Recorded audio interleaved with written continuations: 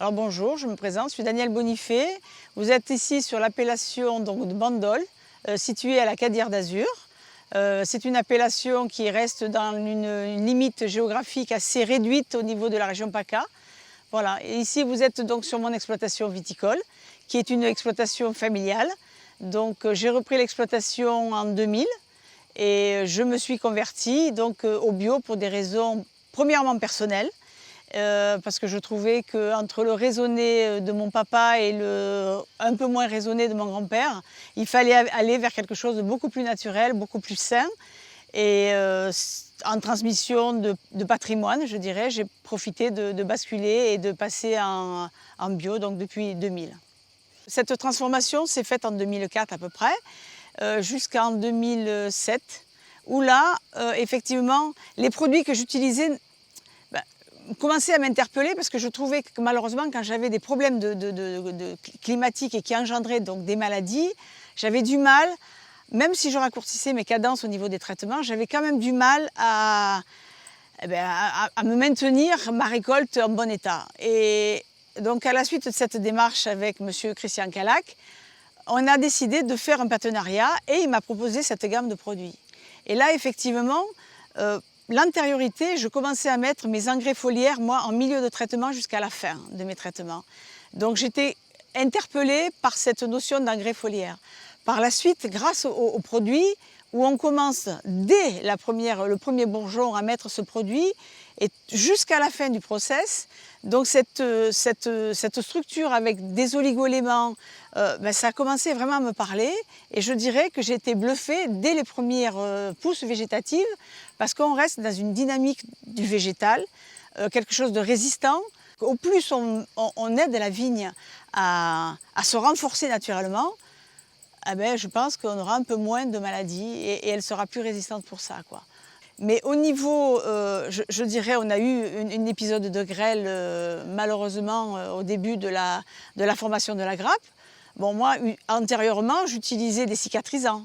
Là, je n'ai rien fait cette année et je me suis aperçue qu'elle s'est gérée très bien toute seule, quoi. Je veux dire, ça a cicatrisé, ça n'a pas entraîné après de la pourriture ou des choses difficiles sur ma grappe, mais la cicatrisation s'est fait relativement, je dirais, normale. Donc c'est quand même un intérêt, même si j'avais quand même la possibilité de faire un traitement. Mais j'ai joué le protocole, puisque moi, quand je m'engage sur un process de A jusqu'à Z, je ne peux dire que si ça marche, si je l'ai fait exactement de A jusqu'à Z. Donc effectivement, je me suis dit, je ne vais pas mettre mon cicatrisant que j'utilisais habituellement quand j'ai problème de pluie ou de stress. Mais là, effectivement, mon grain s'est cicatrisé et la grappe a continué son développement de croissance en grain et après, bon, maintenant en maturité.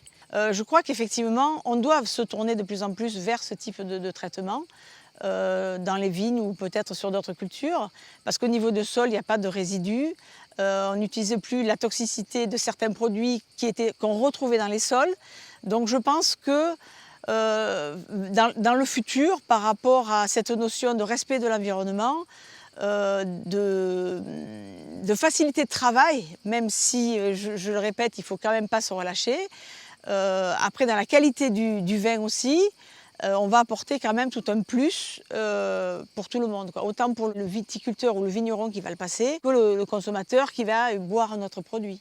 Et à un moment donné, tout le monde doit se poser les bonnes questions. Et c'est vrai qu'il faut quand même, à un moment donné, on peut faire l'article sur une bouteille de vin en disant il y a moins de sulfite, il y a moins de ci, il y a moins de là, c'est du liège, c'est ce que vous voulez.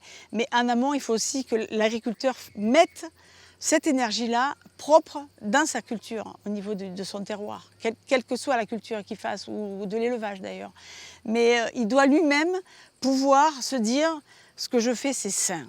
Les premiers touchés, malheureusement, c'est l'agriculteur, c'est le vigneron, c'est la vigneronne, c'est l'agriculteur en général. Il a le nez dedans, il a les mains dedans.